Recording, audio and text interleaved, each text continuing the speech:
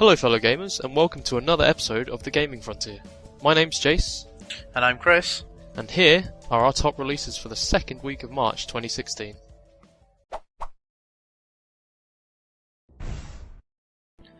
On the 8th of March, we will see the global release of Tom Clancy's The Division on PC, PS4 and Xbox One. Now this is probably one of the most highly anticipated games coming out this year. You are part of The Division, a section of unique sleeper agents called into the field to save what remains of humanity after a pandemic sweeps the streets of New York. Luckily enough for both me and Chris, we were able to get into the beta, which I believe started a couple of weeks ago, where we were able to experience part of the gameplay before the release of the full game.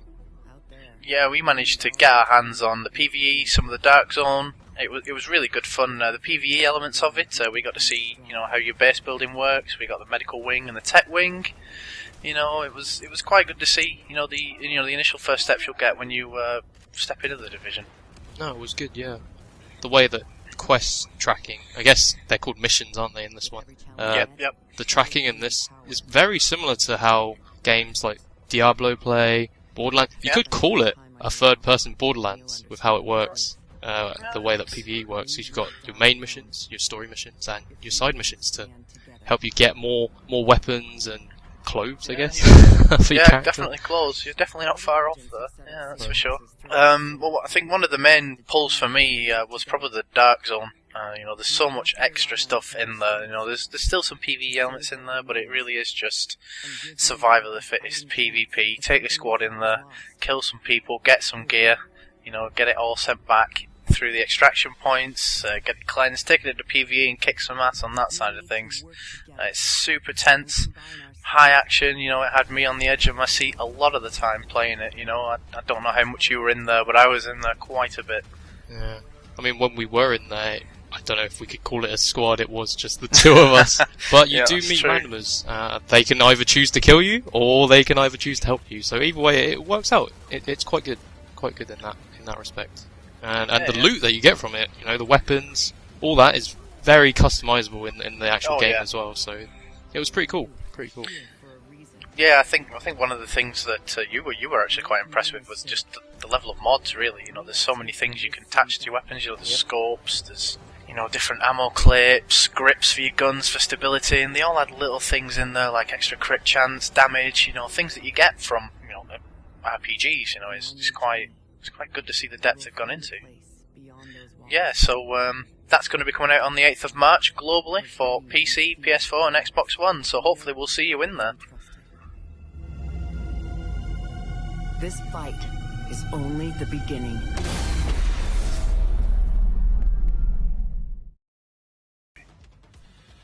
Releasing on the 11th of March, worldwide on PC, Xbox One and PS4, is the new Hitman game from Square Enix. With the announcement in January that Hitman will be moving to an episodic format, fans were left wondering if this was the right direction for the series. However, judging from the gameplay footage we've seen so far, the new Hitman game welcomes back Agent 47 in a silent but deadly way. Yeah, I think that's... Honestly, fans probably have right to be a bit wondering about the episodic format. It's apparently so that the developers can make the world a lot more like a TV series, We can see that from some of the trailers that have come out, but it's good to see that at least they're sticking to the roots. We've still got the contract system in there. It's good that they've not completely forsaken the old Hitman for this new shiny format. Yeah, I mean the contract's pretty stable in there, but they've put a new spin on it. They've got contracts that tie quite heavily into almost like a scoreboard format. So whenever you complete a contract, you're given extra conditions to fulfill to, I suppose, score higher. The way that it works with a sort of scoreboard format is that you could check out what your friends did for this specific contract, and you could maybe imitate it. If somebody killed a target with fireworks, you could always recreate it in your own manner. It's pretty cool. Yeah, that does sound pretty cool. I know from the beta I've seen quite a few people being drowned in toilets, so I'm hoping we can get one of those up on the scoreboard then. That's just the usual, I believe. I think everyone goes for that first go. I think if I was a hitman, that would probably be my way of getting rid of people. But I mean, taking away from that, there's just so many ways that you can kill a target.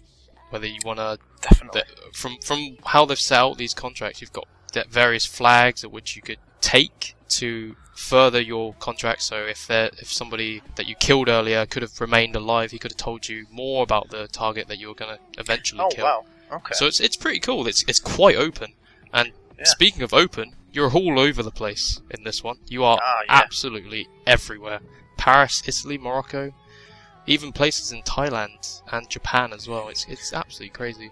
Yeah, I think it's really good direction for the game, really. Just being able to open yourself up to this massive kind of like sandbox, I guess. You know, other Hitman games have been pretty much, you're plopped in a level, you do your mission, you move on to the next level, but this one's seeming to be a lot more, I don't want to say open world because it's not going to be that, but, you know, a lot more involved with things globally than just being stuck in a level. No, for sure. Just like a true assassin, I guess. Just exactly, how Agent 47 should have always been.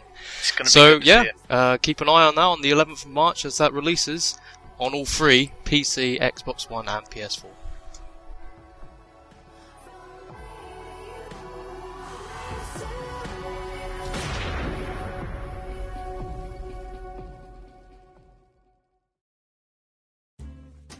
Those were our top picks, and here's your summary for the rest of this week's releases. On March the 8th, one of the most anticipated games of the year, and featured as one of our top picks, will hit all platforms across NA and EU, Tom Clancy's The Division. And PS4 horror fans, you're in for a treat, as IMGN Pro's Colat will finally be releasing on your platform. Action Henk will also be coming to Xbox One, having already been released for PC and PS4. And finally on the PC, we'll be seeing Mine Zero, a dungeon crawler developed by Acquire, ported over from the Vita.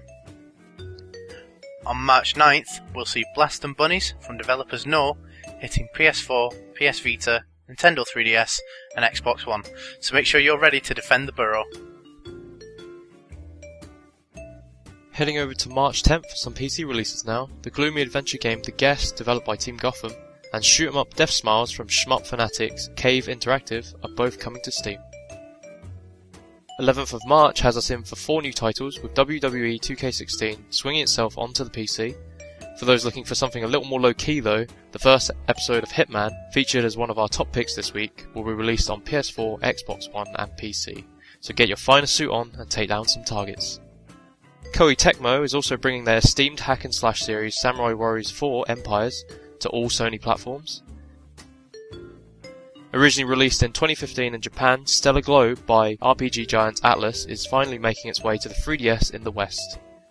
Mentioned in our previous video, Alekine's Gun by Maximum Games, due to be released for the 1st of March, had its release date pushed to the 11th, so you can expect to see that this week as well. And with that, concludes our summary of releases for this week. And that's a wrap on the releases for this week. There are a few games that we're still not sure of when they're releasing, so if any of those interest you, be sure to keep an eye on our Facebook, /TG Frontier, and Twitter, @TG Frontier.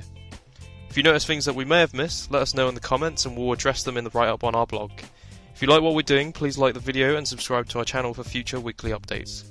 Thank you for watching, and we'll see you next time.